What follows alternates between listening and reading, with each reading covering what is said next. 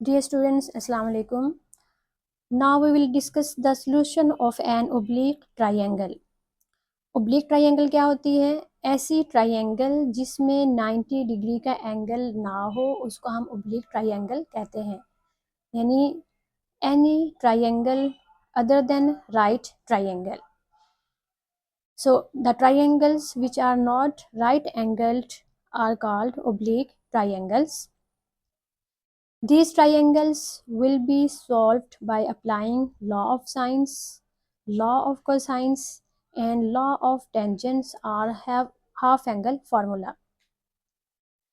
अब किसी भी ट्राइंगल की लेबलिंग ये हम इससे पहले देख चुके हैं. एक वीडियो में मैंने इसकी डिटेल से बताया है कि लेबलिंग कोई भी ट्राइंगल हो किस तरह से करनी है, एंगल्स के नेम और उनकी साइड्स के नेम किस तरह से रखने हैं. सो ओब्लिक ट्राइंगल के सॉल्यूशन के लिए अब हमारे पास 3 मेथड्स हैं. According to the given data हमने देखना है कि हमें क्या दिया गया है और हमने कौन से फॉर्मूले यूज़ करने हैं. तो इस तरह से हमारे पास 3 टाइप्स बनती हैं ओब्लिक ट्राइंगल की. मीन्स के 3 तरह से हमें उसका डाटा दिया जाएगा और हमने उसके मुताबिक उसको देखते हुए कि कौन सा फॉर्मूला लगेगा, क्या दिया गया है, वो हम यूज़ करेंगे. फॉर एग्जांपल अगर हमें 1 साइड दे दें और 2 एंगल्स दिए गए हों, 1 side and 2 angles are given, then we will use law of sines. अभी हमें कैसे पता चलेगा? हमें गिवन डाटा से ही पता चल जाएगा कि एक साइड है, साइड के लिए हम small a, small b, small c की नोटेशंस यूज़ करते हैं और एंगल्स के लिए अल्फ़ा, बीटा, गैमास की नोटेशन यूज़ करते हैं. तो उस गिवन डाटा से हमें पता चल जाएगा कि इसमें कौन सी साइड है और कौन से एंगल्स हैं और कितनी साइड्स हैं और कितने एंगल्स हैं. सो अगर एक साइड हो और 2 एंगल्स हों तब हमने लॉ ऑफ साइंस यूज़ करने हैं. इसी तरह से गिवन डाटा को देखते हुए जब हमें नज़र आएगा कि इसमें 2 साइड्स और उनका इंक्लूडेड एंगल दिया गया है, 2 साइड्स और उसका इंक्लूडेड एंगल दिया गया है, तब हमने लॉ ऑफ कोसाइंस यूज़ करने हैं. And these are the law of cosines. अब इंक्लूडेड एंगल का क्या मतलब है? फॉर एग्जांपल ये कोई ट्राइंगल है, यहाँ मैंने बनाई और लेबलिंग हम पहले पढ़ चुके हैं. यहाँ पे इसको फिर भी लेबलिंग करते हैं. ये ए वर्टेक्स है, ये बी वर्टेक्स है, so this is the C vertex. A vertex पर हम एंगल कहते हैं अल्फा है, ए वर्टेक्स पर हमारा एंगल होता है अल्फा, बी वर्टेक्स पर बीटा एंड सी वर्टेक्स पर हम कहते हैं गैमा है. और ए वर्टेक्स के ऑपोजिट साइड यानी कि उसके सामने वाली साइड को हम लेबल करते हैं ए नेम से. बी वर्टेक्स के सामने वाली साइड को हम कहते हैं बी और सी वर्टेक्स के सामने वाली साइड का नाम हम रखते हैं सी. अब इंक्लूडेड एंगल का ये मतलब है, जैसे फॉर एग्जांपल बी और सी साइड आपको दी गई है, ठीक है. बी साइड और सी साइड यानी कि ए बी और ए सी, या यूं कह लें बी और सी की वैल्यूज आपको गिवन है तो उनका इंक्लूडेड एंगल अल्फा होगा, ठीक है. बी और सी, अब इसमें ए एब्सेंट है ना, ए से याद रखना है कि अल्फा होगा इनका इंक्लूडेड एंगल. इसी तरह से जब ए साइड हो और सी साइड दे दी गई हो, अब इसमें बी एब्सेंट है तो बी के अगेंस्ट बीटा बनता है, तो इसका मतलब है इनका इंक्लूडेड एंगल बीटा होगा. इसी तरह से अगर ए और बी साइड आपको दे दें तो उसमें सी एब्सेंट है तो सी के अगेंस्ट हमारे पास होता है gamma. So A B side का इंक्लूडेड एंगल क्या बनेगा? गैमा बनेगा. तो इस तरह से याद रखना है.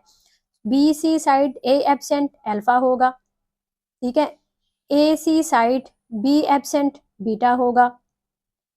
ए बी साइड आपको दे दी है, सी एब्सेंट है तो गैमा होगा उनका इंक्लूडेड एंगल, ठीक है. तो इस तरह का अगर डाटा हो तब हमने क्या यूज करने हैं? Then law of cosines use करने हैं. अब तीसरी टाइप है कि जब आपको तीनों साइड्स की मेजरमेंट दे दे, तीनों साइड्स की मेजरमेंट दे दें और कोई भी एंगल ना दिया गया हो, तब हमने क्या यूज करना है? देन लॉ ऑफ टेंजेंट हम यूज कर सकते हैं. और इसके साथ हाफ एंगल जो आइडेंटिटीज़ हमने पहले पढ़ी थी ट्रिग्नोमेट्री के स्टार्ट में, वो वाले फॉर्मूले भी हम यूज़ कर सकते हैं. So these are the 3 method are 3 ways to find the solutions of an oblique triangle.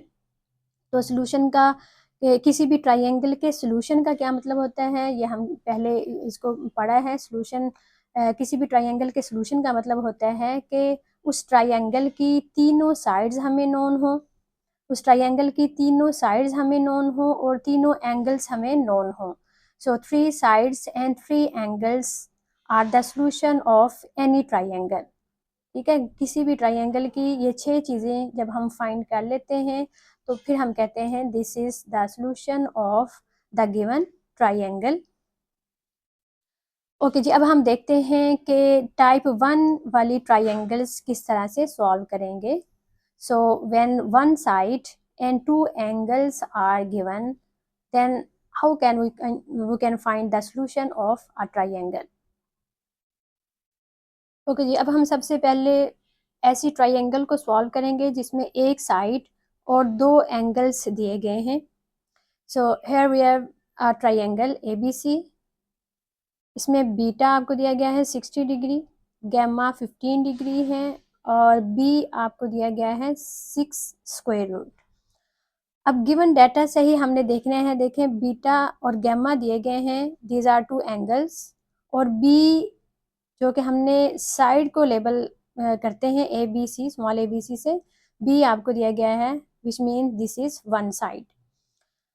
तो गिवन डाटा से देखते हुए 2 एंगल्स हैं और एक साइड है, so this is the type 1 triangle जिसमें हम यूज करेंगे लॉ ऑफ साइंस। आप ट्रायंगल कोई सी भी बना लें, जनरल सी ट्रायंगल बनानी है और राइट ट्रायंगल ना हो, उसकी शक्ल राइट ट्रायंगल जैसी नहीं होनी चाहिए। ठीक है, so this is the vertex A, this is B and this is C। ए के सामने वाली साइड का हम नाम रखते हैं A है, B के सामने वाली साइड का नाम होता है B, C के सामने वाली साइड का नाम हम रखते हैं C। A वर्टेक्स पर हमारा एंगल होता है अल्फा, B वर्टेक्स पर हम एंगल को नाम देते हैं बीटा का, और C वर्टेक्स पर हम कहते हैं दिस इज गैमा। अब देखें आपको बीटा दिया गया है, दिस इज 60 डिग्री बीटा आपके पास मौजूद है, और गैमा दिया गया है दिस इज 15 डिग्री। अल्फा हमें मालूम नहीं है, अल्फा हम फाइंड करेंगे। तो सबसे पहले मैंने बताया था कि कोई भी ट्रायंगल हो उसके तीनों एंगल्स का सम किसके इक्वल होगा।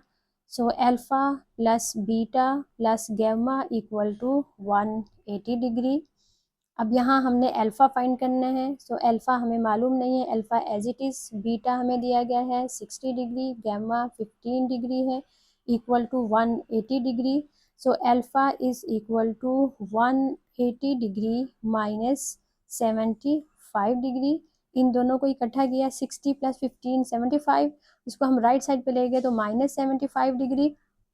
सो 180 minus 75 degree is equal to, and this is equal to 105 degree. So this is the third angle. ठीक है, अल्फा हमने निकाल लिया। अब देखें तीनों एंगल्स इस ट्रायंगल के हो गए, 2 हमें गिवन थे बीटा एंड गैमा, और जो तीसरा अननोन था ये हमने फाइंड कर लिया।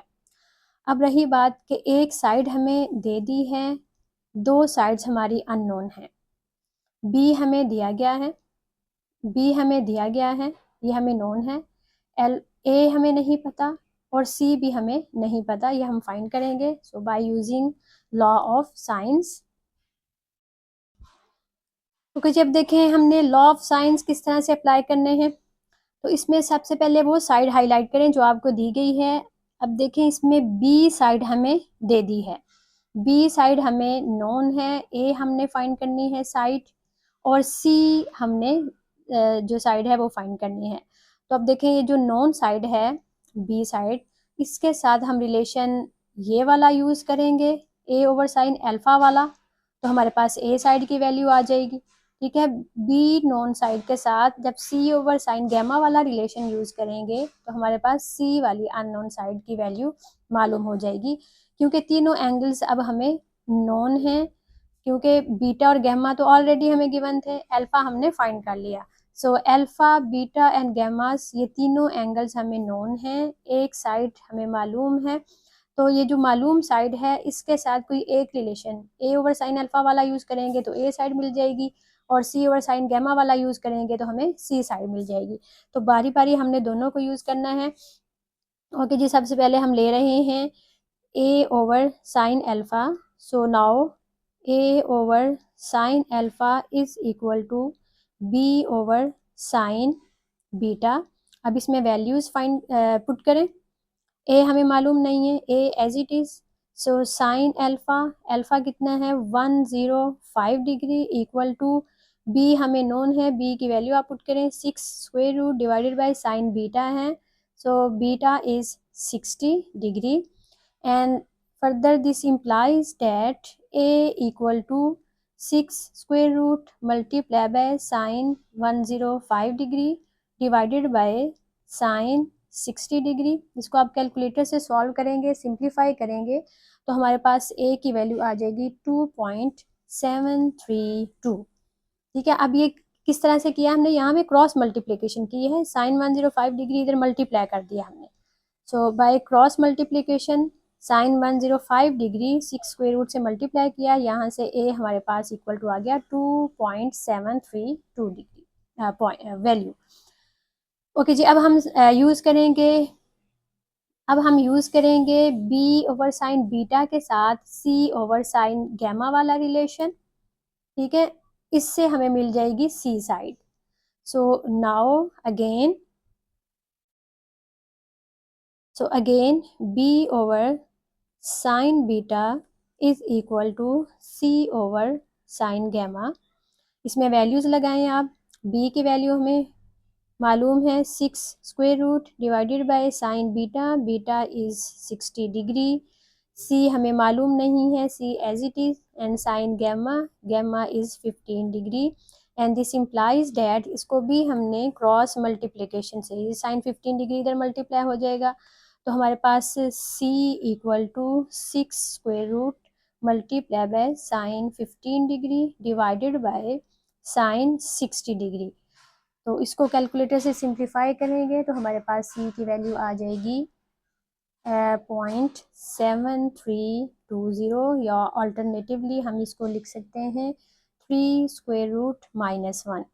जिस तरह से भी आप लिख लें, दोनों तरह से आंसर ठीक है।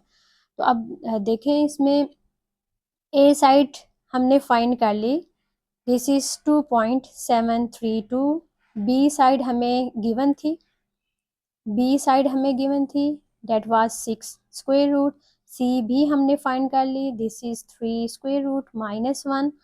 सो तीनों साइड्स अब नोन हैं और तीनों एंगल्स हमें इस ट्राइंगल के नोन हैं। So this is the solution of the given data of a triangle.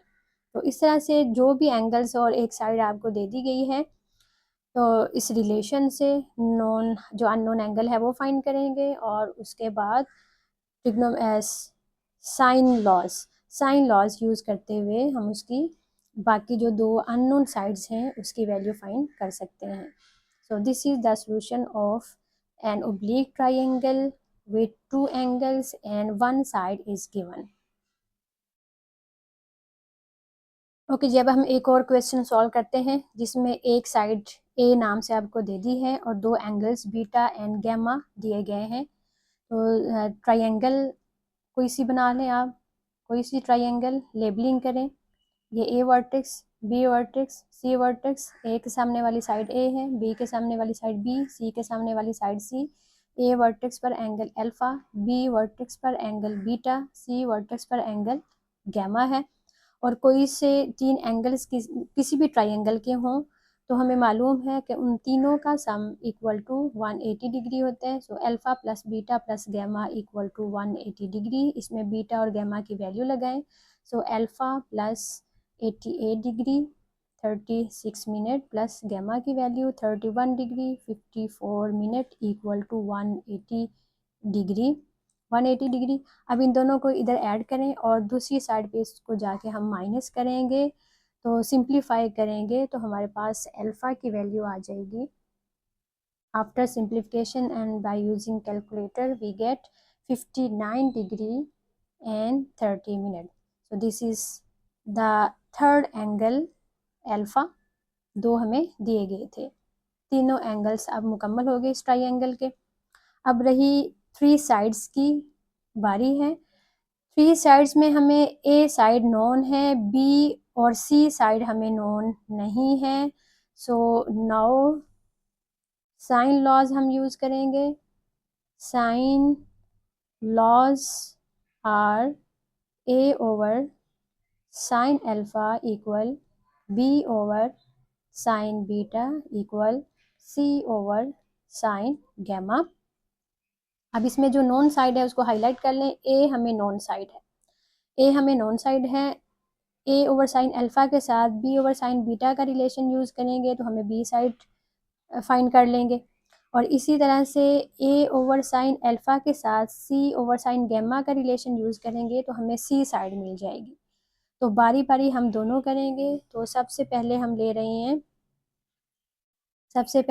रहे हैं a over sine alpha equal B over sine beta. तो दिस इम्प्लाइज डैट ए हमें मालूम है, ए की वैल्यू है 53 divided by sine alpha, alpha is 59 degree 30 minutes equal b हमें मालूम नहीं है, b as it is divided by sine beta, beta हमें मालूम है 88 degree and 36 minute. And further this implies that and by using cross multiplication ये sign 88 degree इधर 53 से मल्टीप्लाई हो जाएगा। So we will get B equal to 53 multiplied by sine 88 degree 36 minute divided by sine 59 degree and 30 minutes. So after using calculator and after simplification we get B equal to 61.4929। अब इसी तरह से ए over sine alpha के साथ C over sine gamma वाला relation use करेंगे तो हमारे पास सी की वैल्यू आ जाएगी। Similarly C will be equal to 32.5049। अब तीनों साइड्स हमारे पास आ गई हैं। ए हमें नोन थी 53, बी हमने फाइंड कर ली 61.4929, सी भी हमने फाइंड कर लिया 32.5049। सो this is the total solution of the given triangle.